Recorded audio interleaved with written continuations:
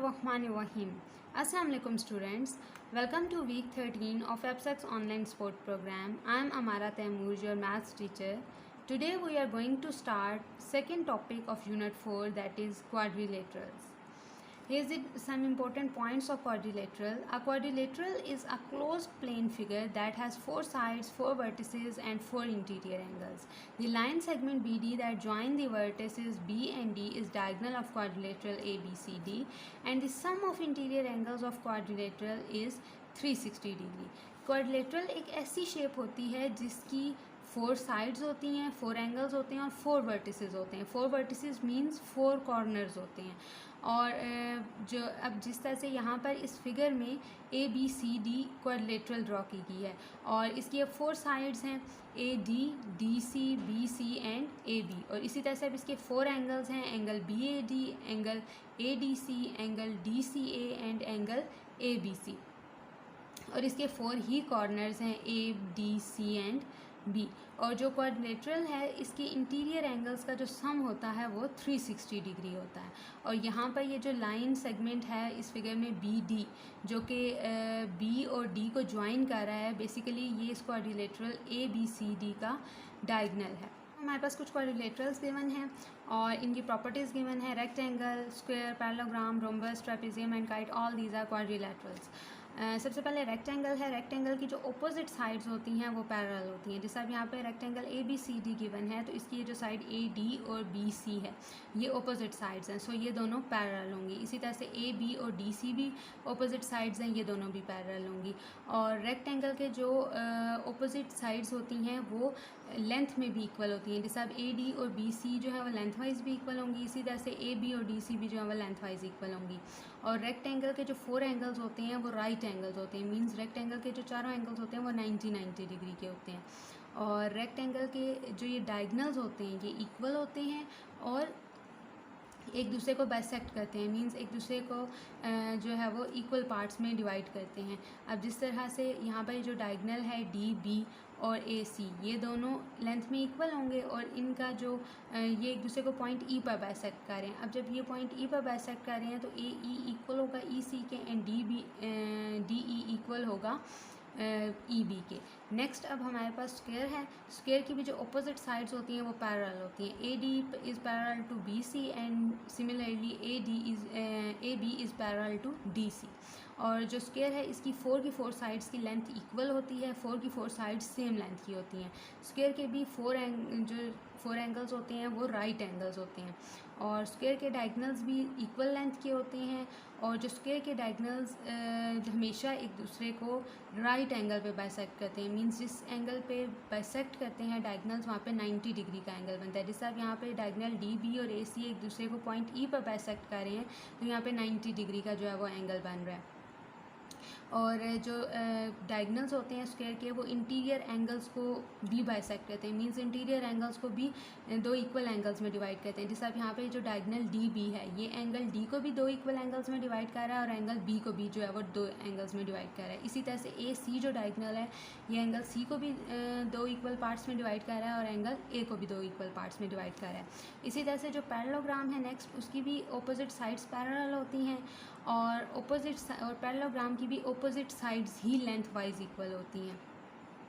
और जो पैरेललोग्राम है इसके जो अपोजिट एंगल्स होते हैं वो इक्वल होते हैं. अब रेक्टेंगल और स्क्वायर, अब स्क्वायर के भी सब एंगल्स 90 डिग्री के होते हैं तो स्क्वायर के भी सब एंगल्स आपने देखा कि इक्वल होते हैं. लेकिन जो पैरेललोग्राम है इसके जस्ट अपोजिट एंगल्स जो हैं वो इक्वल होते हैं. जिससे अब यहाँ पर एंगल ADC ये वाला एंगल और एंगल ABC ये वाला एंगल ये दोनों अपोजिट एंगल्स हैं, सो ये दोनों इक्वल होंगे. इसी तरह से एंगल DAB ये वाला एंगल और एंगल DCB ये एंगल ये दोनों अपोजिट एंगल्स हैं तो ये दोनों जो हैं वो इक्वल होंगे.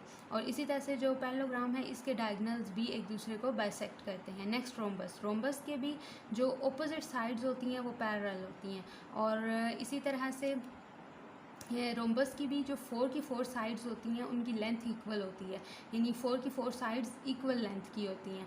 और रोम्बस के भी जो अपोजिट एंगल्स होते हैं वो इक्वल होते हैं. जैसे अब यहाँ पर जो एंगल ADC है ये और एंगल ABC ये दोनों एंगल्स अपोजिट एंगल्स हैं तो ये इक्वल होंगे. और इसी तरह से DAB एंगल और एंगल DCB ये दोनों ऑपोजिट एंगल्स हैं, सो ये दोनों भी जो है वो इक्वल होंगे। अब डायगनल्स के जो रोम्बस के डायगनल्स होते हैं ये भी एक दूसरे को जिस पॉइंट पे बाइसेक्ट करते हैं वहाँ पे 90 डिग्री का एंगल बनता है। जैसे अब यहाँ पे ये जो रोम्बस के डायगनल्स हैं डी, बी और ए, सी, इन्होंने एक दूसरे को पॉइंट ई पर बाइसेक्ट किया तो यहाँ पे 90 डिग्री का एंगल बन रहा है। और इसी तरह से जो डायगनल रोम्बस के डायगनल्स होते हैं वो जो इंटीरियर एंगल्स हैं उनको भी बाइसेक्ट करते हैं। जैसे अब यहाँ पे जो डायगनल डी भी है ये एंगल डी को भी दो इक्वल पार्ट्स में डिवाइड कर रहा है और दो इक्वल एंगल्स में डिवाइड कर रहा है, और एंगल बी को भी दो इक्वल एंगल्स में डिवाइड कर रहा है। सेम इसी तरह से जो ए सी डायगनल है ये सी को भी दो इक्वल पार्ट्स में डिवाइड कर रहा है और ए को भी जो है वो दो इक्वल पार्ट्स में डिवाइड कर रहा है। Next trapezium. ट्रेपेजियम में कम से कम कोई दो अपोजिट साइड्स जो हैं वो पैरेलल होती हैं। जैसे अब यहाँ पर ए, बी और डी, सी, ये दो जो साइड्स हैं ये पैरेलल हैं। काइट की जो एडजेसेंट साइड्स होती हैं वो इक्वल होती हैं। जैसे अब यहाँ पर ए, डी और डी, सी ये एडजेसेंट साइड्स हैं, सो ये इक्वल हैं। इसी तरह से ए, बी और बी, सी ये दोनों भी एडजेसेंट साइड्स हैं, सो ये दोनों भी इक्वल होंगी। और इसी तरह से जो काइट के डायगनल्स होते हैं वो भी एक दूसरे को जो है वो 90 डिग्री के एंगल पर कट करते हैं, और जो काइट का डायगनल होता है वो भी इंटीरियर एंगल को बाइसेक्ट करता है। जैसे अब यहाँ पर जो डायगनल डी बी है ये एंगल बी को भी दो इक्वल एंगल्स में डिवाइड कर रहा है और एंगल डी को भी जो है वो दो इक्वल एंगल्स में डिवाइड कर रहा है। कुछ क्वेश्चंस हैं। Practice now 3 the figure shows a rectangle A B C D where the diagonals A C and B D intersect at E. Given that angle A C B equals to 63 degree, find angle B E C. अब यहाँ पर उसने आपको एक rectangle दे दी है ए B C D, और इसमें उसने बता दिया है कि डी, बी और ए सी ये डायगनल्स हैं और ये एक दूसरे को पॉइंट ई पर जो है वो इंटरसेक्ट कर रहे हैं। एंगल ए सी बी ये वाला एंगल उसने बता दिया है कि 63 डिग्री का है, and you have to find out angle B E C. ये वाला एंगल जो है वो आपने फाइंड आउट करना है। सबसे पहले जो हमें गिवन इन्फॉर्मेशन है कि angle A C B equals to 63 degree है, मैंने वो यहाँ पे राइट डाउन कर दी। फिर एंगल बी ई सी क्योंकि हमने फाइंड आउट करना है, सो मैंने लिख दिया angle B E C equals to question mark. अब अगर आप देखें तो हमने ये वाला एंगल बी ई सी ये एंगल जो है वो फाइंड आउट करना है, और ये हमारे पास जो है वो एक ट्राइंगल ई सी बी बन रही है। सो अब हमने जो है वो ये एंगल क्योंकि फाइंड आउट करना है, तो आपको पता है कि sum of interior angle of triangle is equals to 180 degree. So इस रिज़ल्ट को यूज़ करते हुए हम यहाँ पर angle B E C find out करेंगे। लेकिन अगर आप देखें तो यहाँ पर ये जो ट्राइंगल ई बी सी है इसका ये जो एंगल है सी बी ई ये वाला एंगल ये भी अननोन है। तो सबसे पहले हम इस ट्राइंगल का ये वाला एंगल सी बी ई ये फाइंड आउट करेंगे, एंड देन फिर हम जो है वो इस एंगल को फाइंड आउट करेंगे। अब जो रेक्टेंगल होती है उसके डायगनल्स हमें पता है कि इक्वल होते हैं और वो एक दूसरे को बाइसेक्ट करते हैं, मींस दो इक्वल पार्ट्स में जो है वो डिवाइड करते हैं। अब यहाँ पर ये जो इसके डायगनल्स हैं डी, बी और ए, सी ये भी इक्वल होंगे और ये एक दूसरे को पॉइंट ई पर बाइसेक्ट कर रहे हैं, तो ए ई इक्वल होगा ई सी के एंड डी ई इक्वल होगा ई बी के। अब ये और ये दोनों साइड्स, इसी तरह से ये दोनों साइड्स भी जब इक्वल हैं तो ये और ये साइड्स ये भी इक्वल होंगी। तो अब अगर आप देखें तो ये दोनों साइड्स जो हैं वो ये ट्राइंगल ई बी सी की हैं, तो इट्स मीन के ट्राइंगल ई सी बी की जो ये दो साइड्स हैं वो इक्वल होंगी, और जब किसी ट्राइंगल की दो साइड्स इक्वल होती हैं तो आइसोसेलेस ट्राइंगल होती है। सो ट्राइंगल ई बी सी जो है वो आइसोसेलेस ट्राइंगल होगी। तो अब अगर triangle E C B isosceles triangle है तो इस ट्राइंगल के ये जो बेस एंगल्स हैं ये दोनों angles means angle E C B और एंगल ई बी सी ये दोनों एंगल्स ये भी इक्वल होंगे। अब क्योंकि ट्राइंगल ई बी सी के ये एंगल ई सी बी और एंगल ई बी सी ये दोनों एंगल्स इक्वल हैं, तो एंगल ई सी बी जब 63 डिग्री है तो एंगल ई बी सी भी जो है वो 63 डिग्री होगा। सो मैंने यहाँ पर यही लिख दिया कि angle E B C equals to 63 degree, और आगे रीज़न यही थी क्योंकि ये आइसोसेलेस ट्राइंगल जो थी ई बी सी उसके बेस एंगल्स थे। अब नेक्स्ट जो है वो हमने क्या करना है कि अब यहाँ पर ये जो एंगल है ये हम फाइंड आउट कर चुके हैं एंगल ई बी सी। अब हमने यहाँ पर ये जो एंगल सी ई बी है रिक्वायर्ड एंगल ये हमने फाइंड आउट करना है। So sum of interior angle of triangle equals to 180 degree, हम इसी रिजल्ट को यूज़ करते हुए ये एंगल फाइंड आउट करेंगे। अकॉर्डिंग टू दिस रिजल्ट जो ट्राइंगल ई सी बी के जो एंगल्स हैं 63 डिग्री, ये एंगल भी 63 डिग्री है, और ये एंगल सी ई बी इनका जो सम है वो 180 डिग्री होगा। Mean 63 degree plus 63 degree plus angle C B 180 degree के होगा। सो मैंने यहाँ पर लिख दिया 63 degree plus 63 degree plus angle B E C equals to 180 degree. 63 degree plus 63 degree 129 degree plus angle B E C equals to 180 degree.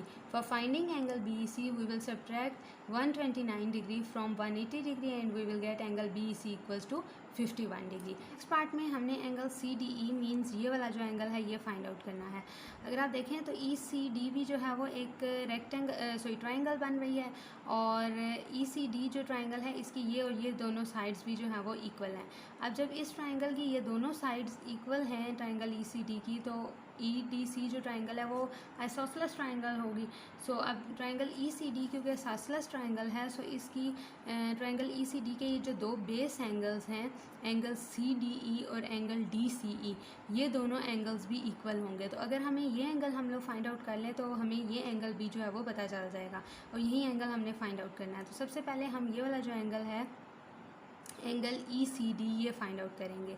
अब rectangle के क्योंकि सब एंगल्स जो हैं वो 90 डिग्री के होते हैं, तो एंगल डी सी बी जो हो है ये भी 90 डिग्री का होगा. मींस ये जो एंगल है ये भी 90 डिग्री का होगा. सो मैंने लिख दिया angle D C B equals to 90 degree. अब अगर आप देखें तो ये जो एंगल डी सी बी है ये 63 डिग्री और एंगल डी सी ए इनके मिलने से बन रहा है. मींस जो एंगल डी सी बी है वो 63 डिग्री और एंगल डी सी ए के सम के इक्वल है.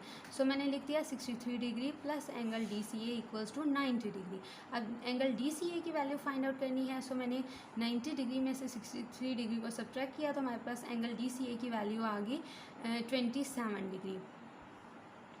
अब हमारे पास जो एंगल डी सी ए है मींस ये जो एंगल है एंगल डी सी ए ये हमारे पास 27 डिग्री है. अब एंगल डी सी ए अगर 27 डिग्री है तो ऑटोमेटिकली एंगल जो डी सी ई है ये भी 27 डिग्री होगा. सो मैंने यहाँ पर लिख दिया एंगल डी सी ई 27 डिग्री. तो अब ये वाला जो एंगल है ये 27 डिग्री है. अब क्योंकि ये जो एंगल डी सी ई है और एंगल सी ई डी ये वाले एंगल ये दोनों एंगल क्योंकि इक्वल हैं, तो अब एंगल क्योंकि डी सी ई 27 डिग्री है तो एंगल सी डी ई ये वाला एंगल भी 27 डिग्री होगा. सो मैंने लिख दिया angle C D E equals to 27 degree. Practice now 4 है. The figure shows a parallelogram A B C D where angle A D C is equals to 108 degree. E lies on AB such that angle BC equals to 38 degree. Part 1 given that angle ABC equals to 9x degree.